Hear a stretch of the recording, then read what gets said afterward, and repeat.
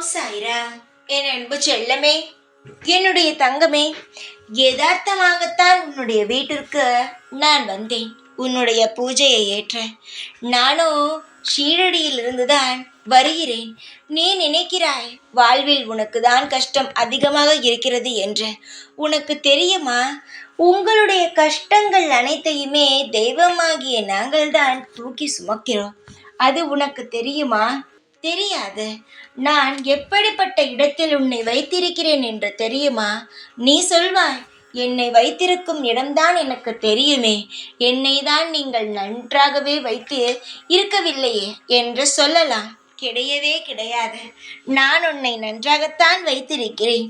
உனக்கு பின் பல விஷயங்கள் நடக்கிறது, பல துரோகங்கள் நடக்கிறது. குடும்பத்தில் இருப்பவர்களே உனக்கு தெரியாமல் பல இடங்களில் பல துரோகங்களை உனக்கு செய்கிறார்கள். நீதான் நினைத்து கொண்டிருக்கிறாய் எல்லாரும் நமக்கு உண்மையாகத்தான் இருக்கிறார்கள் என்று. இல்லை, கிடையவே கிடையாது. உனக்கு யாரும் இங்கு உண்மையாகவே இல்லை. ஆளுக்கு மாத்தி ஆள் ஏதாவது ஒரு விஷயத்தை சொல்லி உன்னை எப்படி கெட்டவளாக ஆக்கலாம், உன்னை எந்த இடத்தில் கெட்ட பெயர் வாங்க வைக்கலாம் என்றுதான் திட்டம் போடுகிறார்கள்.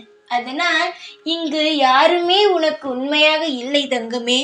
அதை நீ முழுமையாக முதலில் புரிந்து கொள். வாழ்நாளில் நீ மற்றவர்களுக்காகவே ஓடி ஓடி உழைக்கிறாய். ஆனால் அதை புரிந்து கொள்ளாத சிலர் நீ என்ன செய்தாய் என்றும் கேட்கிறார்கள். உனக்கு பின் பல விஷயங்கள் நடந்து கொண்டிருக்கிறது. அதனால் சற்று சுதாரிப்பாக இருந்தால் உன்னுடைய வாழ்க்கையில் நீ பல விஷயத்தை இழந்தேன் என்று சொல்லிக்கொண்டு இருக்கிறாய் அல்லவா? அந்த விஷயத்தை எல்லாம் நீ திரும்ப பெற்றுவிடலாம். ஆனால் நீ சுதாரிப்பாக இருக்க வேண்டும். நீ சுதாரிப்பாக இருக்கும் பட்சத்தில் தான் அனைத்துமே நல்ல முறையில் நடக்கும்.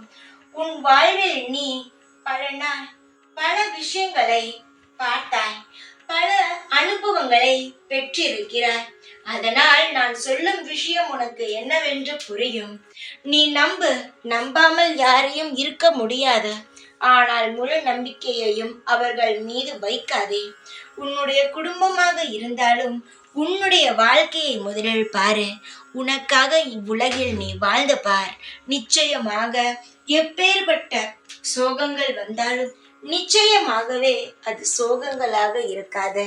உன் வாழ்வில் நான் உனக்கு துணையாக இருக்கிறேன். எந்நாளுமே இருப்பேன், எப்பொழுதுமே இருப்பேன்.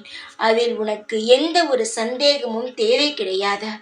இந்த சாயை நம்புபவர்கள் எப்பொழுதுமே நிலையான சந்தோஷத்துடன் இருப்பார்கள். நான் இருக்கிறேன் உனக்காக. ஓம் சாய்ராம்.